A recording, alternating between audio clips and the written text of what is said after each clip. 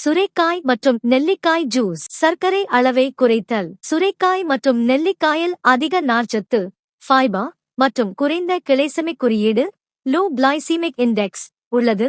இது சர்க்கரை உறிஞ்சுதலை தாமதப்படுத்தி இரத்தத்தில் சர்க்கரை அளவு திடீரென அதிகரிப்பதை தடுக்கிறது. இன்சுலின் உணர்திறன். நெல்லிக்காயில் உள்ள குரோமியம் கார்போஹைட்ரேட் வளர்சிதை மாற்றத்தை சீராக்கி இன்சுலின் உணர்திறனை அதிகரிக்கிறது. கணைய ஆரோக்கியம்.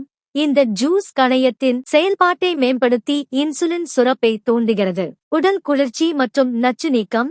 சுரைக்காய் சாறு உடலுக்கு குளிர்ச்சியை அளித்து கல்லீரல் மற்றும் சிறுநீரகத்தை நச்சுத்தன்மையிலிருந்து டிடாக்ஸ் பாதுகாக்கிறது.